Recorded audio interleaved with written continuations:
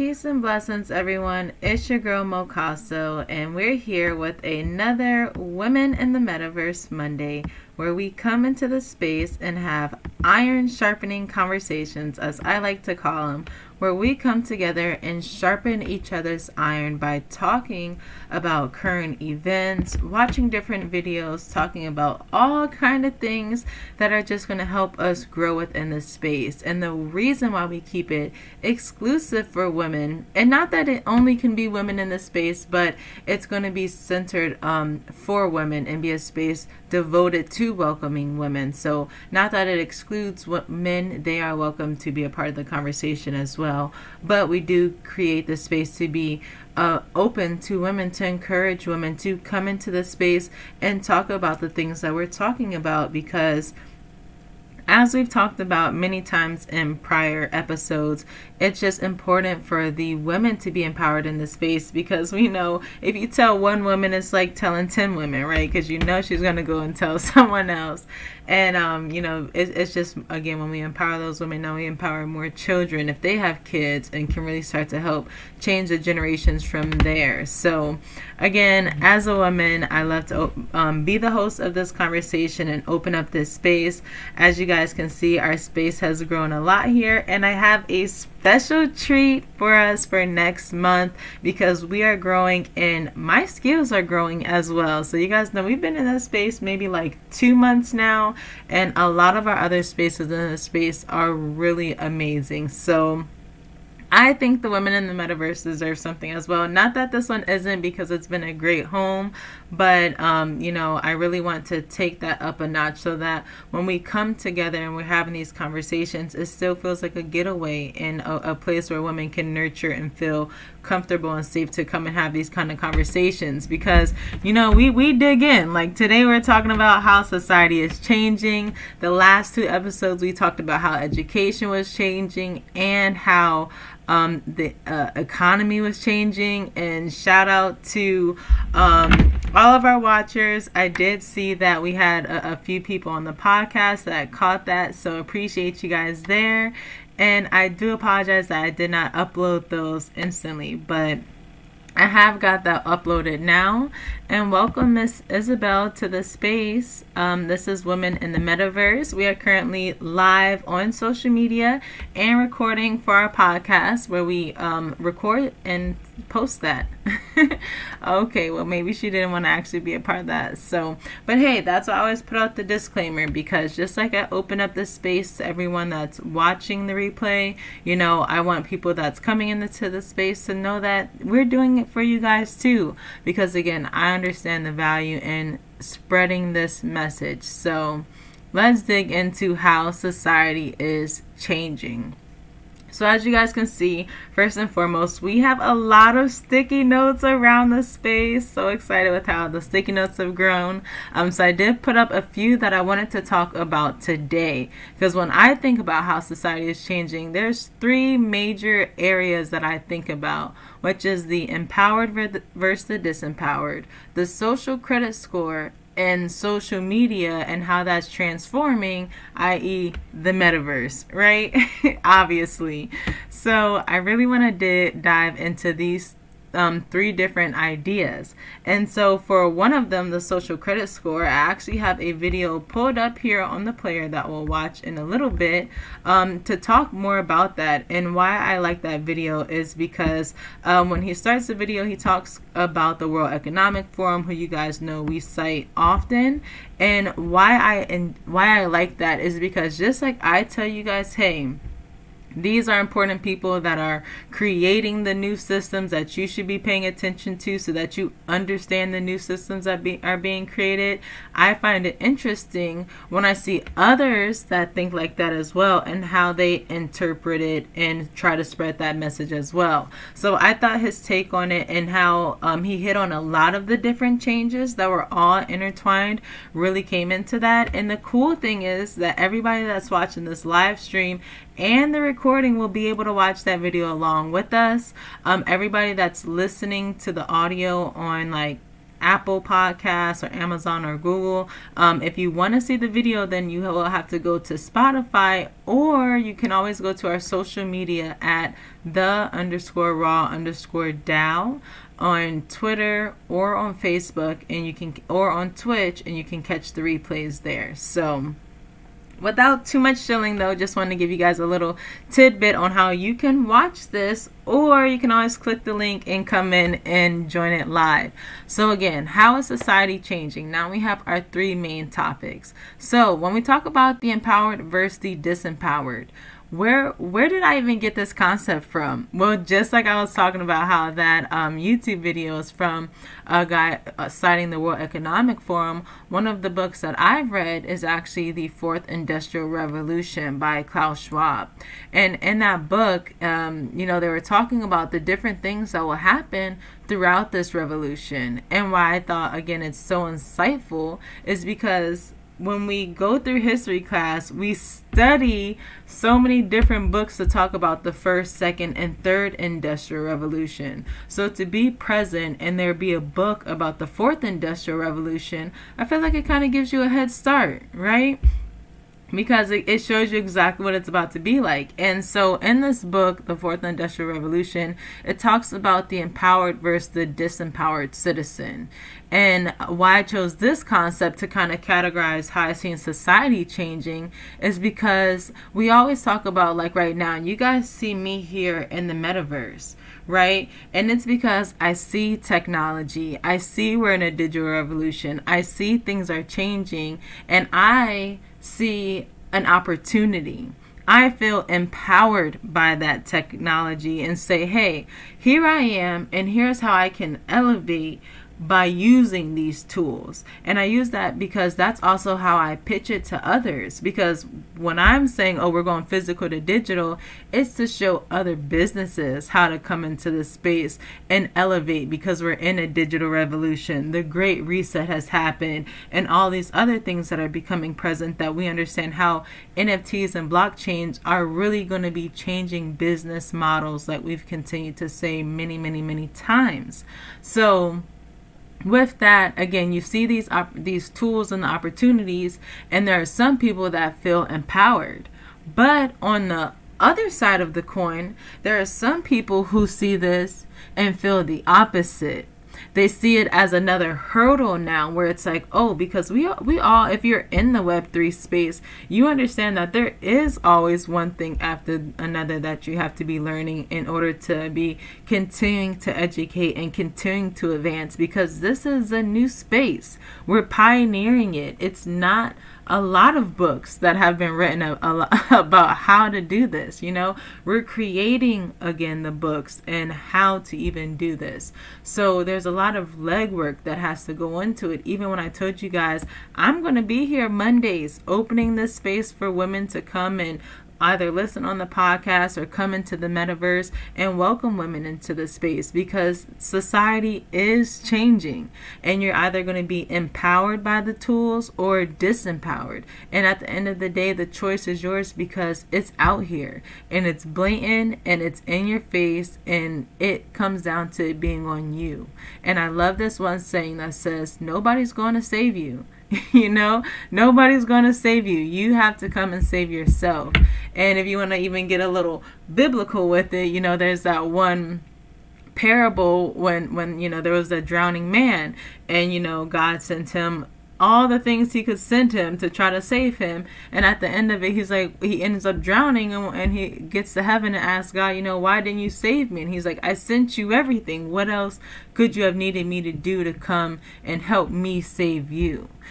So again, and I like giving that parable because, again, it shows you that these are the tools that are going to help be able to save you, because, again, society is changing, so you have to be changing with it as well. So as it's changing, we already know, if you think about it on an economical level, we say, oh, the wealth gap is growing, and there's a lower class and an upper class, and the middle class is being eliminated, and all of these, again, different ideas that are already being put out there that we understand and are getting accustomed to. But how are you truly changing and becoming accustomed to with it? Are you being empowered by the information and putting yourself in a good position, or are you not?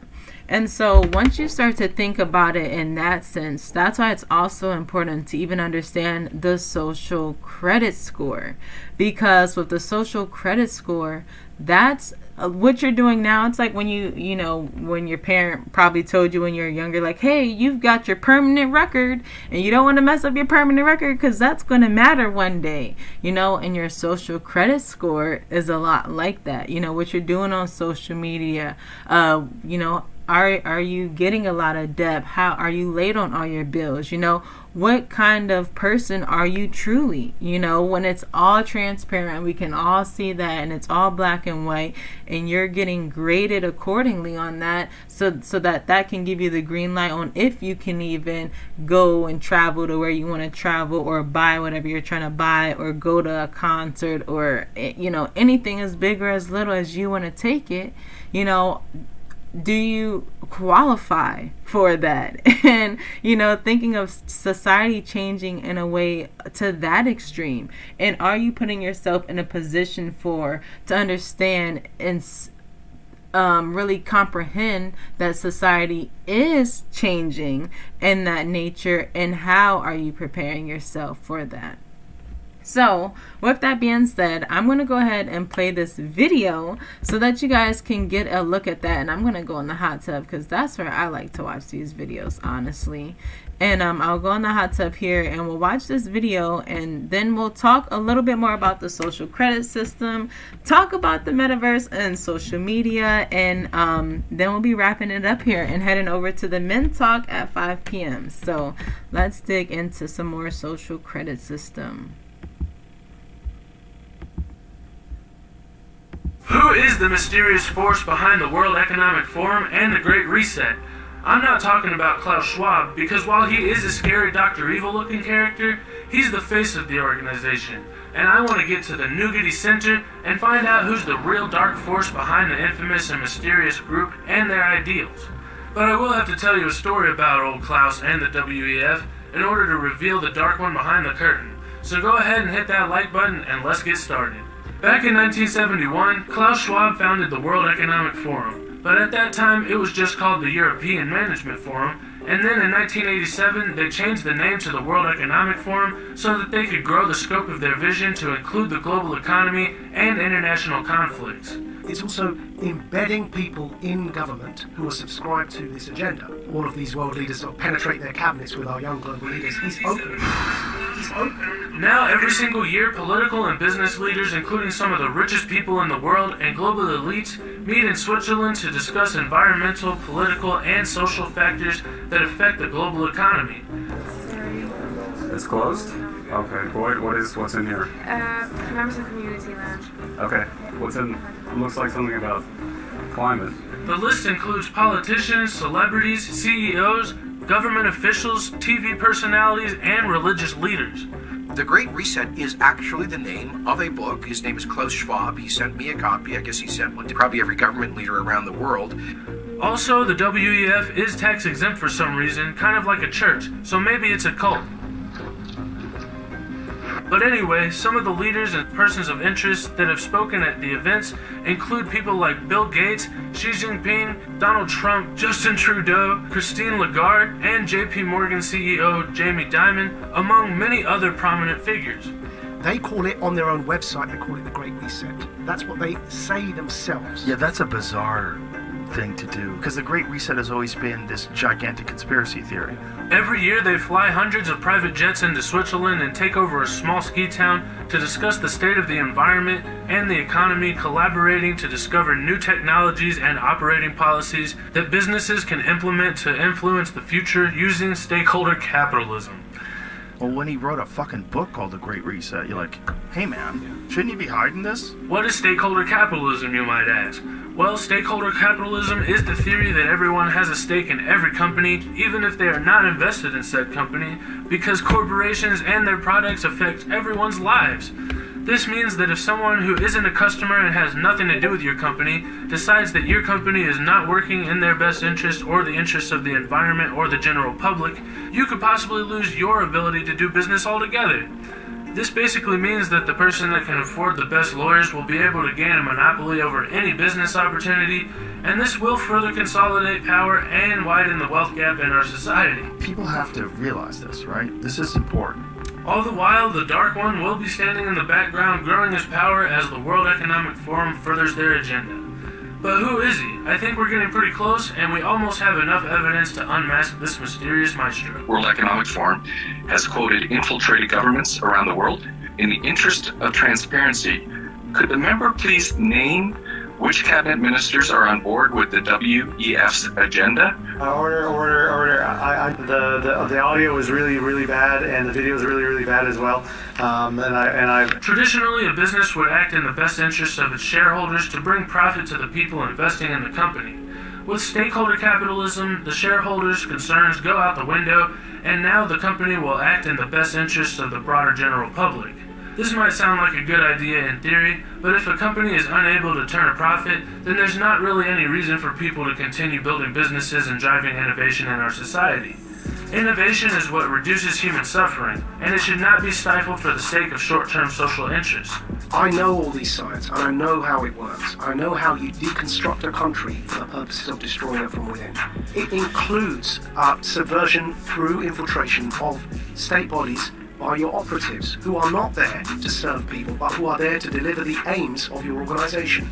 And what are the aims of the organization? Last year, the theme of Davos was the Great Reset, and in that meeting they talked about taking advantage of our current recent situation from the past couple of years to take our freedoms and usher in a new world order through the so-called Great Reset, where they plan on redistributing wealth through reductions in competitiveness, creativity, and economic expansion in favor of ushering in a new era of globalization goals, government control, and social welfare. Klaus Schwab's thesis in his book is that governments and societies, the world, should, quote, seize the opportunity of the public health and economic crisis to reimagine the world and radically change policies. I might be crazy, but I don't think they're talking about redistributing their own wealth. More likely, they're talking about your wealth. Surely you have heard that they want you to own nothing and be happy, and that alone should be enough to get you concerned about the actions and ideals of this forum.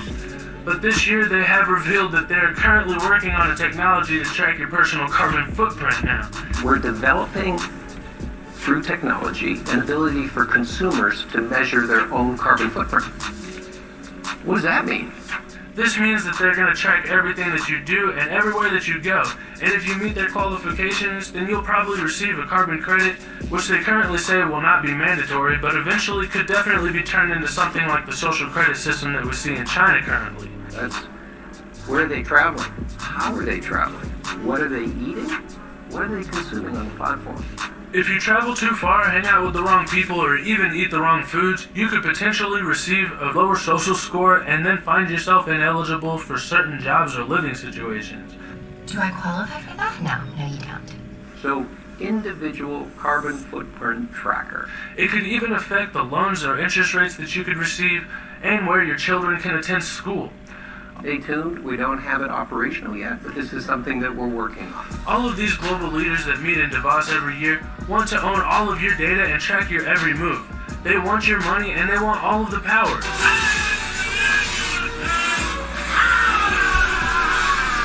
They're going to say that they're doing all of this for your benefit and for your protection and for the protection of the environment.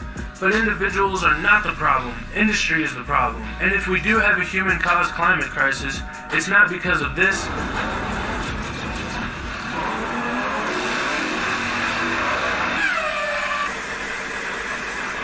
It's because of this.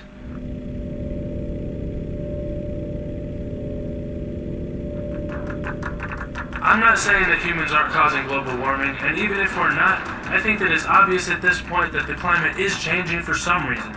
So if we do have the power to try and reduce the rate of change and save the environment, then I think we should definitely try. Because it doesn't matter what the cause is, what matters is we have to live here. But preventing people from owning things and living their lives is not what's going to save our planet and make humans' lives better. It's obvious from the energy crisis that we're currently seeing that we're not ready to totally switch off of fossil fuels, and it will take some time to develop and implement the technologies and build the infrastructure needed to move into an oil-free future. Oil continues to skyrocket in price, and so does everything else as a result. And the government says it's because we cut off Russian oil and we can't drill for more here because of environmental concerns. Meanwhile, the government doesn't mind overpaying for oil from countries who hate America, even though they're using the same or less environmentally friendly ways of extracting resources. Why are we giving money to other countries when we could just ramp up production here and make money for our own country? And in the process, we could bring gas and oil prices down and help our allies in Europe who are also struggling. I do think that a sustainable future is a good goal to work towards, but we can't put people into poverty in order to achieve that goal. A climate catastrophe could definitely make humans suffer in the future, but not having energy will make people suffer right now, because people need to be able to heat their homes and cook food and drive to work, and taking people's ability away to fulfill their needs is absolutely unacceptable. These companies are not concerned about the environment like they say they are. They're really only concerned about money.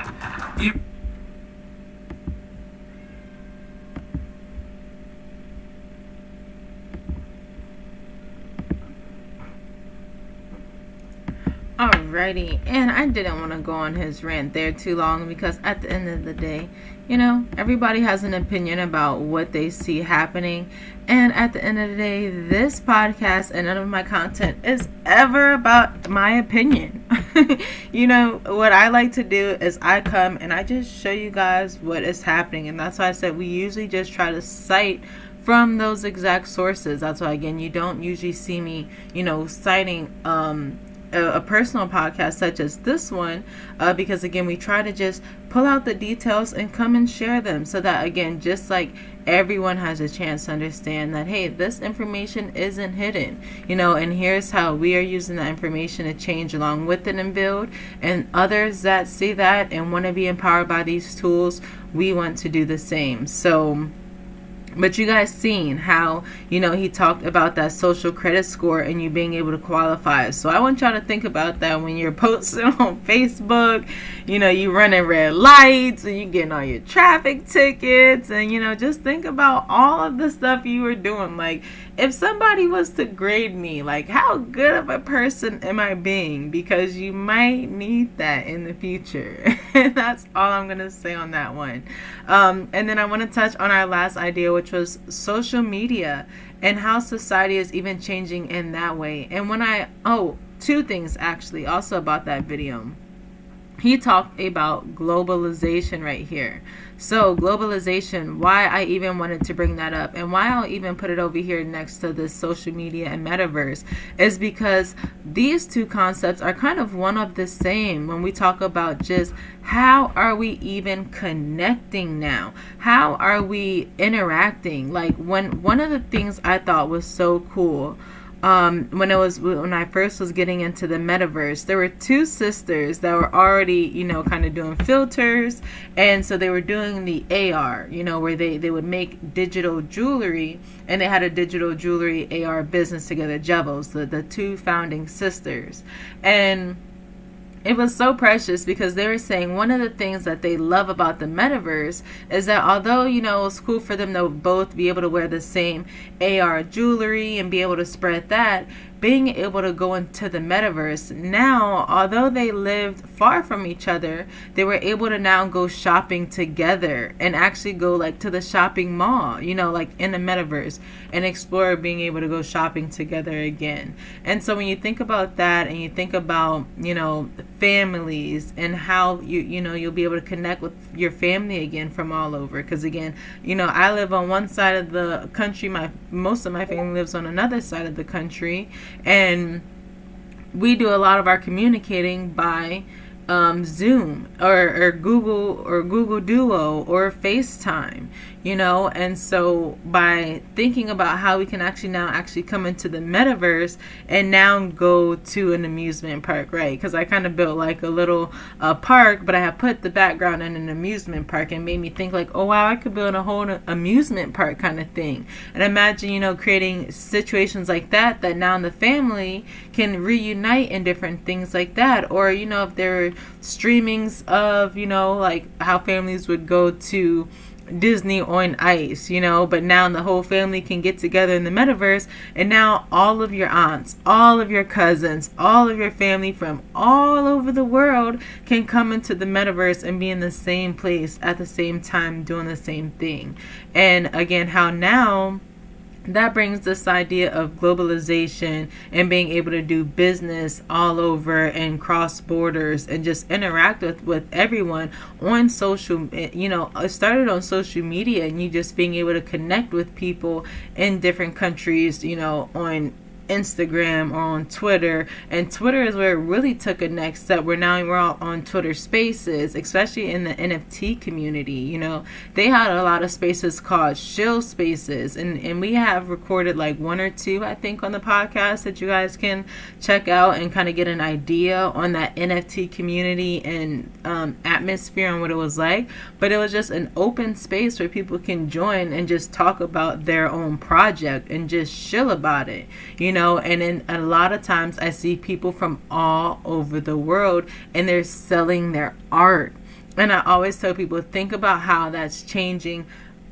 You changing one artist that lives in a village now changes that whole village. And if you do that enough times, you're changing the whole world, you know. And so again, that gets us back to this empowered versus empowered citizen when we talk about, you know, how each citizen has the right to see these tools, and that goes for wherever you're at, for whatever tools you have access to, because all it takes to access this stuff is usually a cell phone, you know. And you can usually save up and get that for $100 or at the minimum, or I don't even say at the minimum, but you know, that's something that if you were to save up $100, you could get a smartphone that could access the internet and download the spatial app or download a social media platform in order to start connecting with people. You know, there are not a lot of barriers that come with globalization, with how easy it is to access people in your family and connect with others in order to, you know, connect with each other, you know, so much so where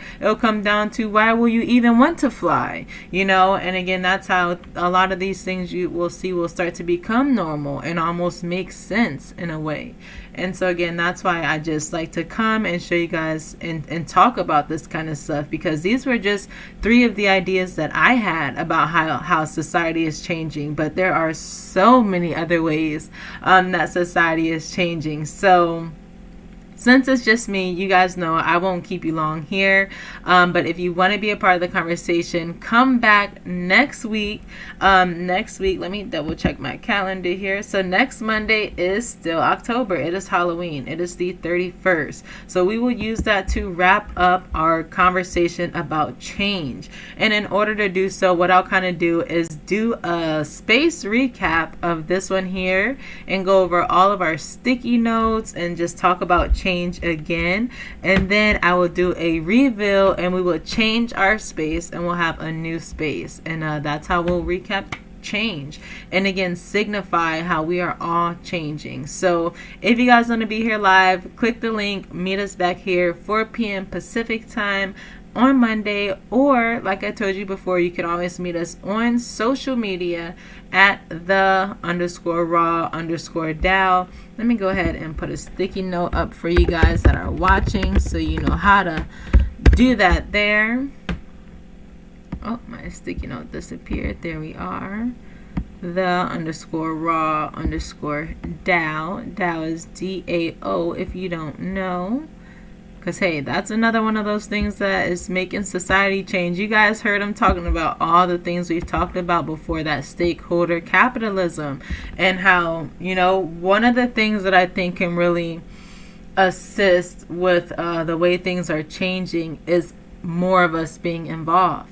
Society has to be involved, because what you'll start to learn as a business owner, especially myself, who is very prideful in doing this in an organic way and wanting to really align with the right people, your incentives really have to be right. And I think our incentives for society is changing as well, because if you aren't incentivizing your community, then that's why people aren't going to do it. Like you know, it does take a lot of work for change to happen, but just like you've seen in that video, change is essential. Or just like we've said, you know, in our first conversation about change, about how just change is inevitable. It's going to happen, and you have to trust that you have those tools and, lean into that change and actually just change along with it. So when actually talking about that change again, we keep in mind that it's inevitable. And welcome back, Isabel. I see you made it back here. And it's tragic. We were just about wrapping up, but if you wanted to share your ideas on how society is changing, please feel free. We would love to hear. And if not, no pressure.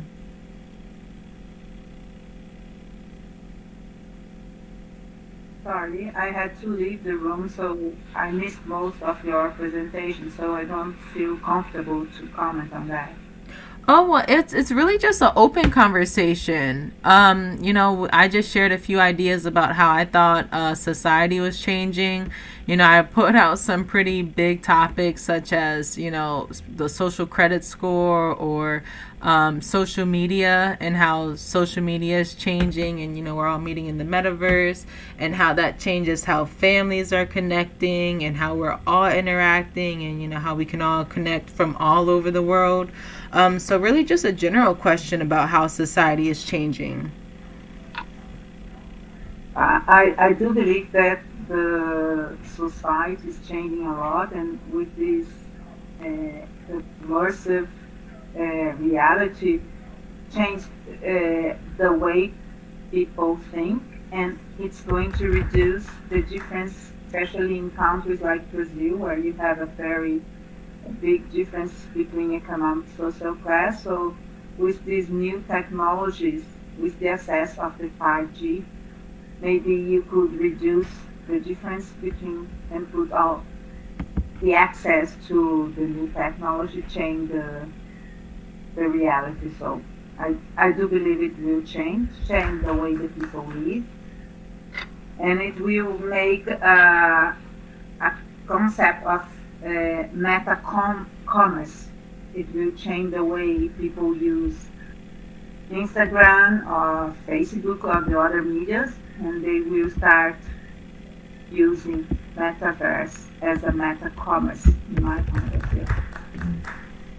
Yes, I agree with you 100%. I think first and foremost, everyone having those resources, it really does feel like it levels out that playing field, right? That was another one of those concepts I had brought up too, talking about that empowered versus the disempowered citizen, where you'll see, those people that didn't have an opportunity before. We see this as our opportunity now, right? To actually use these tools to transform what we're doing and take it up a notch, especially because there's so many tools to learn how to do this. It wasn't, there are all of these tools and other educators being able to change. Last week, this whole month we talked about change, and last week we talked about how education was changing, and we talked about how that also creates a lot more opportunities for educators, because we need people teaching about everything, and now you can go on YouTube and look up anything, and it helps because there's always somebody looking for that information,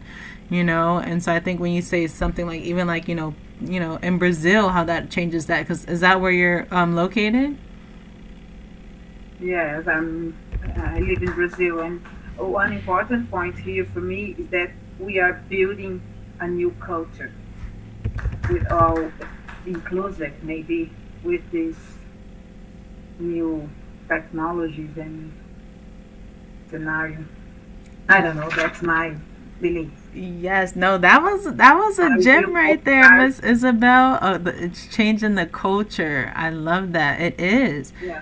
It is, because what is the culture when you can come into a space like this, and that's why I just call it Women in the Metaverse, because I tried to create a space that was welcoming to women and create like a womanly culture where we can come and have these kind of conversations that are like still focused, and those conversations that we need to be having because the world is changing, but in a space that also makes you feel comfortable and respecting everyone and welcoming and you consider the culture that, is kind of created in Web 2 and that we all live in, and then being able to merge those cultures and bring a little bit of all of, each one of our cultures into this one space to create this new culture. Where are you talking from? I'm in Las Vegas, Nevada, in the U.S. Yes. Yes. Great. Yeah. Thank you for your time. I'm just starting to learn about Metaverse. I've been working hard. I'm 61 years old, so it's my new way of looking at life. After retiring, I decided to learn something really new and see how can I help women to accelerate their empowerment and change their opportunities, especially in Brazil. You have a lot of women with not that power and in very important place in the cooperative world. So I'm working hard to see if I can use the Metaverse to change this reality. So, wow. Thank you. That is an amazing mission. And I don't know if you heard me earlier, but what we're doing is being live streamed right now on Twitter, Twitch, and Facebook, and also on Twitter, Twitch, Facebook, and there's one more as well. I can't think of it right now. And then also we recorded and then put it on our podcast. That's on Apple, Amazon, Google, and Spotify. So all of our listeners that are also listening to this replay, you guys hear that? Again, we call this Women in the Metaverse because we want to open up this space to encourage people to come into the space, and it's because there are amazing women like Miss Isabel Rita that is in this space as well and want to create and welcome other women and empower other women with these tools. And like you said, you're 61 and doing it, and I'm proud of you for being here, and I'm honored that you came into this space and did share your idea. I definitely appreciate that. And sometimes we have a lot more women, sometimes we have less. It definitely fluctuates, but we are here every Monday at 4 p.m. Pacific time if you ever want to come and be a part of the conversation. And I'm a little new to this exact Metaverse. I've only been in here for about 2 months, but I've definitely learned a few things, and I'll be revealing our new space next Monday, one that I built there or put together. So yes, that's great. Yes, yes. I will try to put that in my agenda, and if I do move forward with my space, I can also share with you, or you can enter there and see it, okay? And help me improve my space. Thank you for your time. Yes, I would love that. I would love that. I followed you here on Spatial, so follow me back. Like the space, because we always go live whenever we, get started. That way, if you're ever available, you can always pop in. And, this is what it's all about, just connecting and having these great conversations, connecting with amazing women, and us supporting each other. Missions are how we're going to make it happen. And I definitely believe that you're going to be able to create something amazing, and I can assure you it's going to motivate others all over the world, especially where you are. Thank you very much, and good luck on your project as well. And if I can be of any help, it will be a pleasure. Yay. Awesome. Well, I hope to see you again another Monday. And again, thank you to all of our listeners that are listening to this. You guys know we'll be back Monday, 4 p.m. Pacific time, live again. We appreciate you for listening, for coming back. I see you guys, and I can't say it more than I've already said it. Definitely appreciate it.